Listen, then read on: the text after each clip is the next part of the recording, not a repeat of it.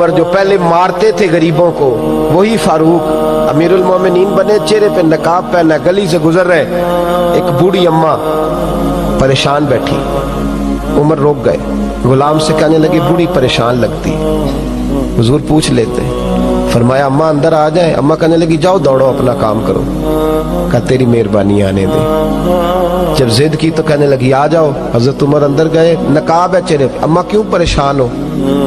کہنے لگی عمر سے بڑی شکایت، کیا ہوا؟ کہنے لگی بوڑھی بھی ہوں، بیوہ بھی ہوں، بے اولاد بھی ہوں، 25 دینار کا قرضہ چڑھ گیا، 3 دن ہو گئے روٹی نہیں کھائی، عمر امیر المومنین ہے، اس نے میرا حال ہی نہیں پوچھا۔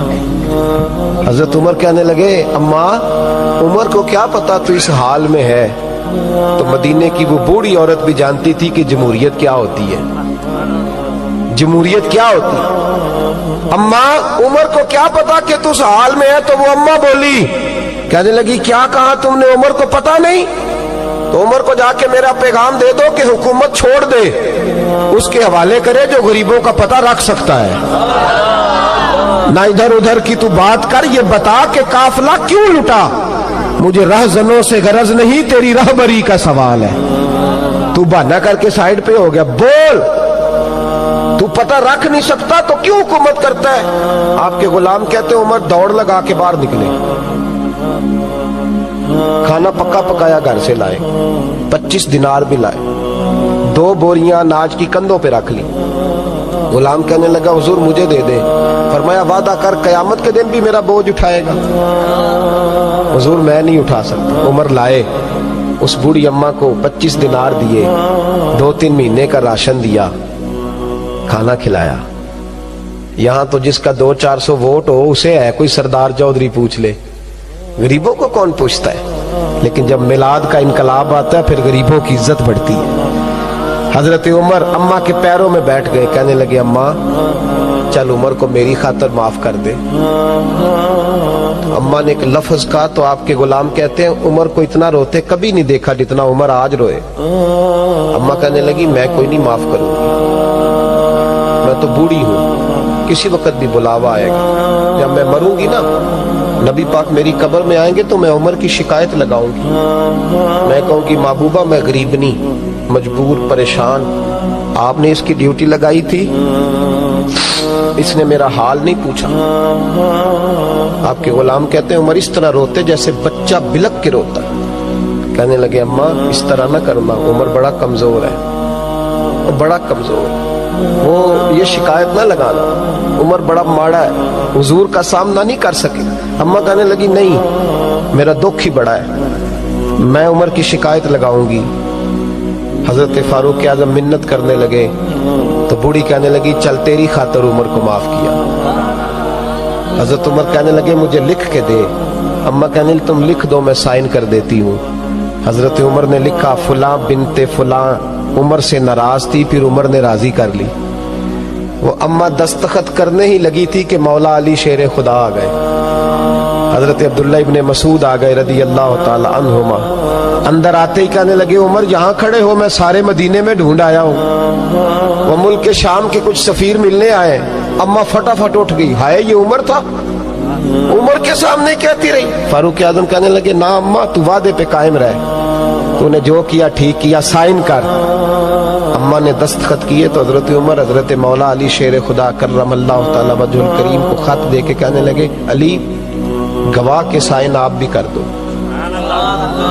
عبداللہ بطور گواہ تم بھی دستخط کر دو۔ جب سائن کر دیے تو حضرت عمر نے رکا لپیٹا اور حضرت علی کو دے کے کہنے لگے علی مجھے امید ہے میں تم سے پہلے دنیا سے چلا جاؤں گا، جب میں مر جاؤں تو یہ رکا میرے کفن میں رکھ دینا۔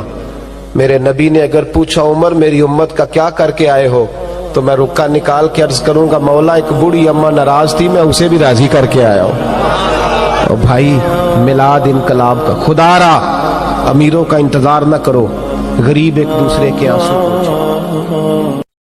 اللہ علیہ کے پاس نا ایک بوڑھی اماں اپنا بیٹا چھوڑ گئی، تو حضرت صاحب نے کو 2 4 5 مہینے رکھا، تو بعد میں اس کی اماں کو بلا کے کہا کہ تو بیوہ ہے، بیٹا تیرا یتیم ہے، میں نہیں چاہتا کہ اس کا وقت ضائع ہو، कि पढ़ने पढ़ने वाला कोई नहीं, सारे नहीं भाई पढ़ने वाले होते। अब यहाँ उलमा बैठे हैं, मैं बेअदब भी ना हो जाऊं, कुछ पूरे 8 साल लगा के भी आ जाते हैं, सनद भी उनके पास होती है, नाराज ना हो जाना, ये तो सब अच्छे लोग हैं, सनद होती है पर पता पुता कोई नहीं होता। ये आला हजरत ने लिखी है बात, सनद होती है, पूरी डिग्री होती है, उस पर कई लोगों के साइन भी होते हैं। तो बहुत सारे तालिब इल्म ऐसे होते हैं जो मदारस में कहते हैं मैं फाजल फलां हूं, लेकिन कोई शय पास, तो मौलाना सरदार अहमद साहब मुहद्दिस आज़म पाकिस्तान रहमतुल्लाह अलैह उस बूढ़ी को कहने लगे तेरा बेटा कौन देना है, पढ़ना पढ़ाना इसने कुछ भी नहीं, तो यतीम बच्चा है, कल को तो कहेगी कि मेरे बेटे ने वक्त जाया किया तो वापस ले जा। बूढ़ी अम्मा रोने लग गई, कहने लगी मैं पढ़ाने तो नहीं लाई थी, मैं तो आपको रब का वली समझती हूँ, मैं तो नौकरी कराने लाई थी, नौकरी। हजरत अनस बिन मालिक कहते हैं मेरी अम्मा भी हुजूर की बारगाह में दे गई थी, तो हुजूर की बारगाह में ये नहीं कहा था कि या रसूलल्लाह पढ़ा दें, हाँ हाँ मैं जिम्मेदारी से बात कर रहा हूँ, ये नहीं कहा था हुजूर मुजाहिद बना दें, ये थोड़ी कहा था कि या रसूलल्लाह सल्लल्लाहु ताला अलैहि वसल्लम से मुफस्सिर मुहद्दिस मुहक्किक मुफ्ती बना दें। हजरत अनस की अम्मा कह गई थी सोनिया जब तक ये रहेगा ना आपकी नौकरी करेगा, ये घर के काम काज करेगा, ड्यूटी करेगा, हुजूर ये आपकी नौकरी करेगा। तो मेरे महबूब ने फिर दुआ कर दी, अल्लाह इसे बरकत अता फरमा। तुम समझता है खिदमत वाला खाली रह जाता है? जितना जायका खिदमत वाले को मिलता है, जो उसके नसीब में आता है, वो किसी का नसीब कहां भाई। हजरत अनस कहते हैं हुजूर ने दुआ कर दी बरकत की। मुझे तो खेती बाड़ी आती भी नहीं थी, पर लोगों के बाग में साल में 1 दफा फल लगता था, मेरे बाग में 2 दफा लगता था। हुजूर ने दुआ कर दी अल्लाह इसे औलाद दे। फरमाते हैं मेरे बेटे, मेरे पोते, मेरे नवासे, मेरी बेटियां, फरमाते हैं मैं जिंदा हूं और मेरी 100 औलादे मौजूद हैं। परेशान हो गया 100 सुन के बच्चे 2 ही अच्छे, 100 औलादे मेरी मौजूद हैं। हजरत अनस भी मौलाना सरदार अहमद साहब के पास ना छोड़ गई बच्चा, कहने लगी हजरत जी मैं को पढ़ाने के लिए थोड़ा छोड़ गई हूँ, मैं तो इसलिए छोड़ के गई हूँ कि आप मेहरबानी करें खिदमत कराएं। तो हजरत जी कहने लगे कोई ऐसा काम ही नहीं, खिदमत वाला क्या कराऊं। कहने लगी पट्ठे पवा लिया करो जी। हम लड़ पेंदे ने, कहने ने बच्चे काम कर दें मदरसे का। हालांकि अब कहाँ बच्चे काम करते हैं, अब तो गुजर गया दौर, अब तो बच्चे काम कराते हैं। अब बच्चे भी नाराज हो रहे हैं, घूर घूर के देख रहे हैं। सही कह रहा हूं आपको, बच्चे काम कराते हैं, बच्चे कहाँ काम करते।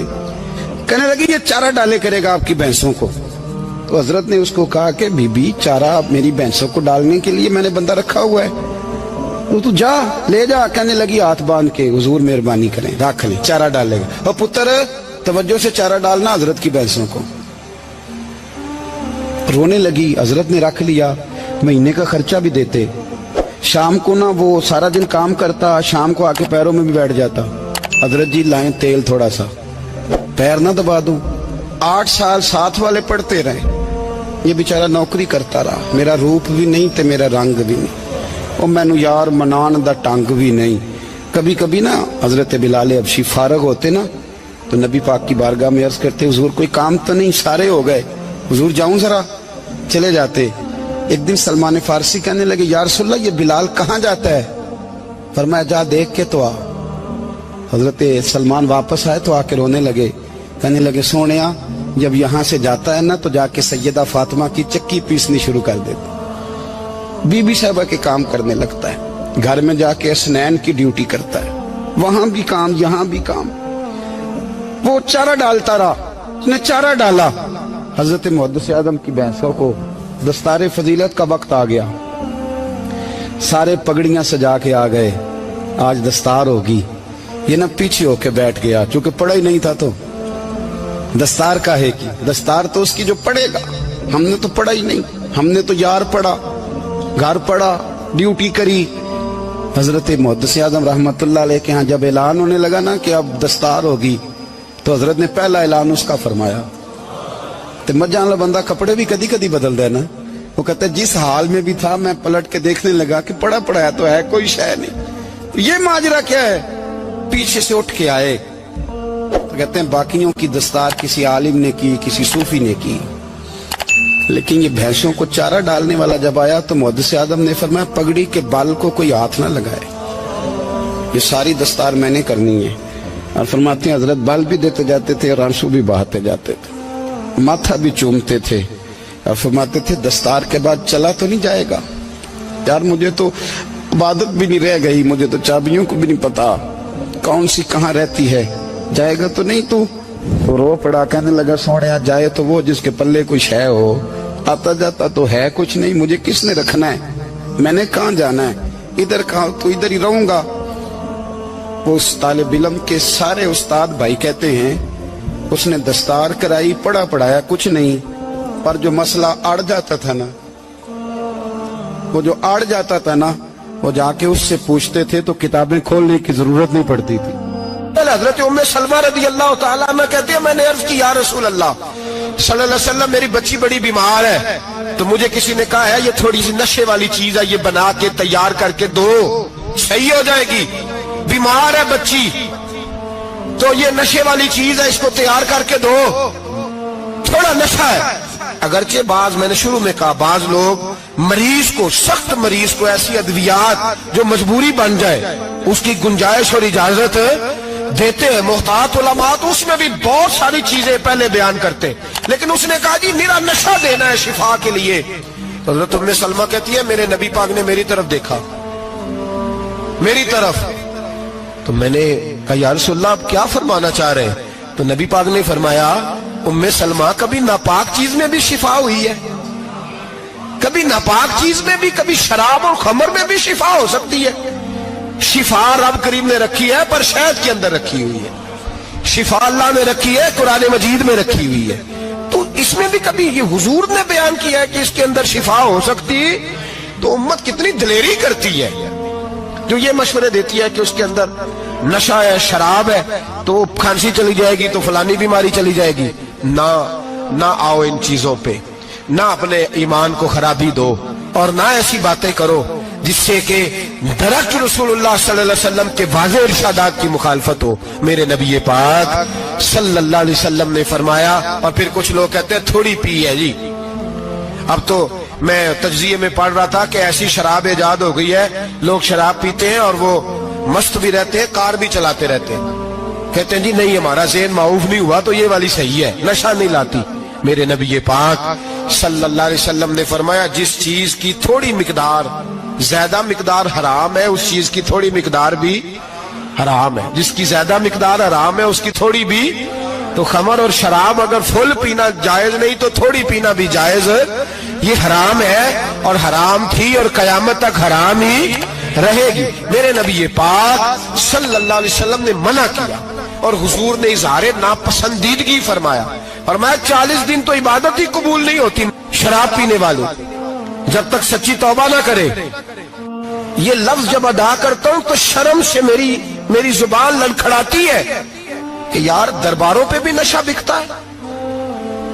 मैं ये बात कर रहा हूं सूफिया का तर्जुमान, दरबारों पे, मजारों पे, और सज्जादा नशीनों तुम्हें जमीन निगल जाए, आसमान तुम्हें ले उड़े, तुम पर कहर नाजिल हो, तुमने बाप दफन करके तो वहां नशे का अड्डा बना लिया, माओं से बेटे छीनने लगे हो, औरतों के सरों से कपड़े छीनने लगे हो, सुहाग मारने लगे हो, बेटियां और बेटे यतीम करने लगे हो, नशा बेचते हो दरबारों और मजारों पे, ये तमाशा लग गया।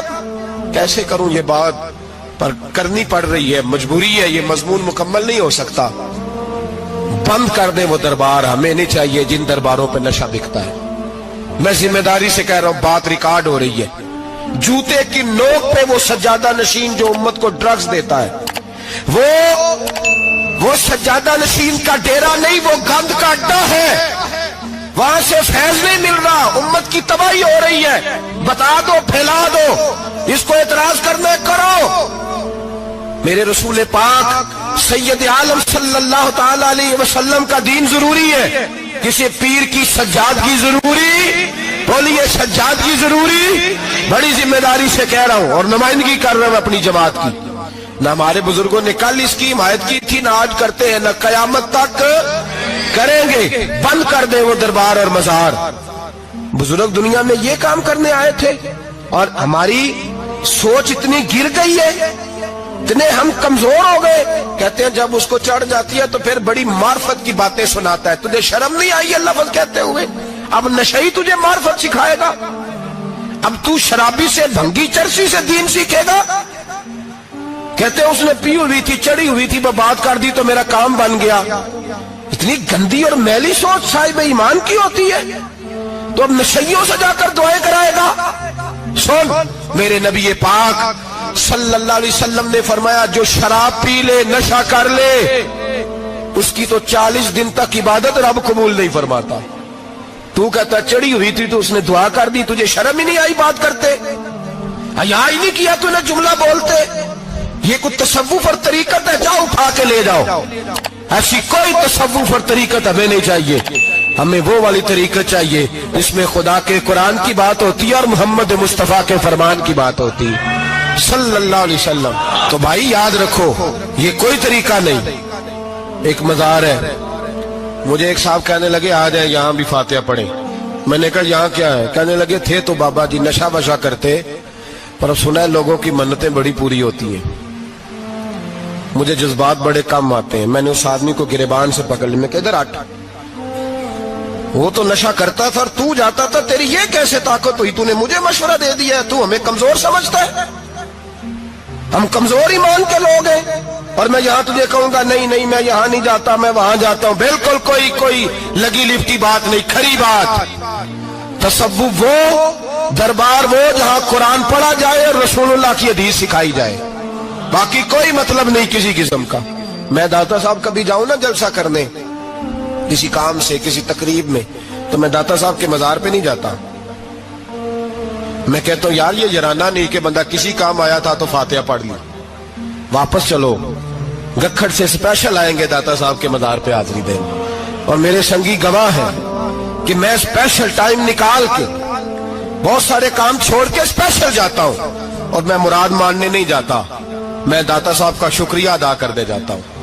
मैं उनसे कहता हूं हुजूर आपकी मेहरबानी, आप यहाँ आए तो हमारे बड़े भी रसूलुल्लाह के गुलाम बन गए। मैं तो सलाम अकीदत पेश करने जाता हूं। हम मज़ारात पर जाने के कायल नहीं, बल्कि हमारी तो अकीदत का दर्जा ही मुकम्मल नहीं होता जब तक हम मजार पे सलाम ना करें। पर मजार दाता साहब का, मजार ख्वाजा मोइनुद्दीन अजमेरी का, मजार गौसे आजम जेलानी का, मजार मुहद्दिस आजम मौलाना सरदार अहमद का, मजार औलिया का, मजार मियां शेर मोहम्मद शरदपुरी का, मजार रब करीम के बंदों का। भंगियों चरसियों के मजार नहीं होते और नाम इन मजारात के कायल है, बिल्कुल कायल नहीं हम। मैं थोड़े दिन पहले लाहौर गया था तो मैं कार में मियां साहब मियां शेर मोहम्मद शरदपुरी का जिक्र कर रहा था। मैं अपने दोस्तों से कह रहा था यार बहुत बड़ा बाबा हुआ है, तो मुझे कहने लगी करामत क्या है? मैंने करामत ये है कि सारी जिंदगी सुन्नत का दर्स दिया है। तो मुझे कहने लगे आप कभी गए नहीं? मैंने कहा मैं स्पेशल गया था और थोड़े दिनों के बाद प्रोग्राम बनाऊंगा तो मैं साथ लेके जाऊंगा। हम मजारात के कायल है, हाजिरियां देंगे मजारों पे, लेकिन भंगियों चरसियों के मजारों पर जाने के कायल है, जोर से बोले, यहाँ जाने के कायल है, कोई अकीदा नहीं है हमारा। नशा बिकेगा अब मजारों पे, अब ये तसव्वुफ होगा वहां, ये तरीकत होगी। और मिल्लत पर रहम खाओ खुदारा। अगर तुम्हारे कौमी इदारे कहते हैं रिपोर्ट करने वाले कि 70 लाख पाकिस्तानी नशा करता है, तो क्या तुम्हें ये नहीं पता कि नशा बेचता कौन है? क्या तुम्हें ये नहीं पता कि ड्रग्स का कारोबार कौन करता है? अगर तुम्हें ये पता है तो क्या ये खबर नहीं तुम्हें कि इन रगों पर ये खून उतारता कौन है? मैं अपने बुजुर्गों से माजरत के साथ, नशे का आगाज, नाराज तो नहीं हो जाएंगे बुजुर्ग, नौजवानों को मैं लताड़ लेता हूं लेकिन बुजुर्गों की इज्जत करना सुन्नत है। तो मैं बुजुर्गों से माजरत के साथ, ये यूं समझ लिए खूगरे हमद से थोड़ा सा गिला भी सुन ले। नशा सिगरेट से शुरू होता है, सिगरेट से। मैं तंबाकू को हराम नहीं कहता, ये फतवा नहीं दे रहा। तंबाकू का हुक्म वही है जो मूली का है, जो कच्चे प्याज और लहसुन का है, कि आप जब खा लेते हैं तो मुंह से बदबू आती है, तो आप मस्जिद में आए तो आने से पहले मिसवाक करें, मुंह साफ करें, फिर आप आ जाएं, तो जायज है। मकरूह है लेकिन हराम है। लेकिन तंबाकू से आगे जब हालात बढ़ते हैं, तजिया निगारों ने लिखा है कि हमारे पंजाब के कुछ इलाकों में अब सिगरेट से निकाल के ना, पहले भी भरते थे लोग उसमें बड़ा कुछ, अब पता है कि नया नशा इजाद किया है। अब उसके अंदर चर्बी भरते हैं और छिपकली को मार के सुखा के खुश्क करके उसको पीस के वो साथ नशे के मिलाते हैं, और उसका हाल ये होता है कि आदमी को ज्यादा नशा होता है, और कहते हैं वो इतना गंद है कि वो आदमी किसी को दांत भी लगाएगा तो वो बंदा भी बीमार हो जाएगा। क्या यहां लोग स्पिरिट नहीं पीते आपके मुल्क में? और हम कभी सड़क पर जाते हैं तो नशेई को देख के मजाक करते हैं, देखना मैं हारन लगाऊंगा तो गाड़ी के हारन से गिर जाएगा। लेकिन तुझे पता नहीं कि ये किसी मां का बेटा है, पता नहीं किसी बीवी का शौहर है। एक हमारे दोस्त हैं, बुजुर्ग हैं, उनका दामाद फौत हो गया, नशा करता था। तो मैं ताजियत करने उनके घर पहुंचा तो खड़े हो गए हाथ बांध के, कहने लगे हजरत साहब बाकी सारियां गल्लां छड़ दियो, सिर्फ नशे ते तकरीर करया करो। वो जब जीता था तो तब भी उसके बच्चे यतीम ही थे, यतीम ही थे। मेरी बेटी जब मेरे घर आती थी और मैं अपने पोतों के उतरे कपड़े उसे पहनने को देता था तो मेरा कलेजा फटता था। और मेरी बेटी उसकी जिंदगी में भी बेवा की जिंदगी गुजार रही थी, वो मेरी बहुओं के उतरे हुए कपड़े पहनती थी। कोई दुआ करो, कोई जलसे करो, ये लत खत्म हो जाए। और कहने लगा अब मेरे वो चला तो गया है, दादा दादी इसके पहले कोई नहीं, चचा है कोई नहीं, जब तक तो मैं जिंदा हूं इन नवासों को कोई रोटी का लुकमा कोई कपड़ा मिल जाएगा। लेकिन सोचता हूं मैं बूढ़ा हूं, मर गया तो इनको कोई पूछेगा भी नहीं, कौन इनकी खबर। इतना जुल्म इस कौम से, इतनी ज्यादती, और आराम से लिखकर लोग गुजर गए कि ये 70 लाख है, इनका दर्द तो समझो, तकलीफ तो समझो। 7 फुट का सोना जवान और नशे का आदी है तो किसी नाली में पड़ा हुआ है। और मैंने कहा उस कौम के साथ इससे बड़ा भयानक मजाक क्या होगा। कोई दानिशवर था बड़ा जालिम, उस जालिम से कोई मशवरा लेने आया, उसने आके कहा तू बड़ा जालिम है, बड़े कड़वे मशवरे देता है, मेरा एक दुश्मन है, मैं उससे बदला लेना चाहता हूं, मेरा दिल करता है उसका बच्चा कत्ल कर दूं ताकि वो तड़पे। तो जालिम ने कहा उसे कत्ल न कर, वो तो उसका बाप 2-4 महीने रो के चुप कर जाएगा। तो फिर मैं सख्त सजा देना चाहता हूं, मशवरा दे। तो उसने कहा उसके बच्चे को नशे पे लगा दे, जिसका बच्चा नशा करेगा वो बाप रोज मरेगा, रोज जिएगा, वो मां रोज मरे जिएगी, नशे पे लगा दे। इस कौम के साथ सबसे बड़ा जुल्म ये हुआ कि मिल्लत का जवान नशे पे लग गया, ड्रग्स पे लग गया। इतने तबाह हालात हुए कि जवान चढ़ती जवानियां, अम्मा ने किताब दे के भेजा था और कॉलेज से वापस आए तो नशे के टीके हाथों में पकड़े हुए, टीके। और आपके इस मुल्क के इस्लामाबाद में एक दिन मीडिया ने वो खबर भी वायरल की और वो चीज भी दिखाई लोगों को। 3 महीने का बच्चा लेके नशई सड़क पे आ गया, उसने कहा मेरा नशा खत्म हो गया, मेरा बच्चा खरीद लो, 2 पुड़ियां दे दो। तो वहां बीबियां जो सुन रही थी वो भी चीखे मार के रो रही थी। ये जुल्म किया इस कौम के साथ, और करप्शन की लानत ने इजाजत दी सप्लाई करने वालों को कि गली गली बेचे, गली गली। इन्होंने कुछ थोड़ा जुल्म नहीं किया इन हुक्मरानों ने। और हमारी ओपोजिशन, उसको न सिर्फ इतना पता है कि ये जाए और हम आए, इससे ज्यादा कोई गर्ज नहीं। भाई करप्शन के खिलाफ निकले हो तुम, नशे के खिलाफ किस दिन निकलोगे? जुए के खिलाफ किस दिन? कौम तो मर रही है नशे से, इसके खिलाफ मैदान में कब आओगे? सिर्फ इतना है कि ये जाए और हमारी बारी आए, इससे ज्यादा कुछ नहीं। जितने मुजरम वो है उतने ही तुम बनते जाओ।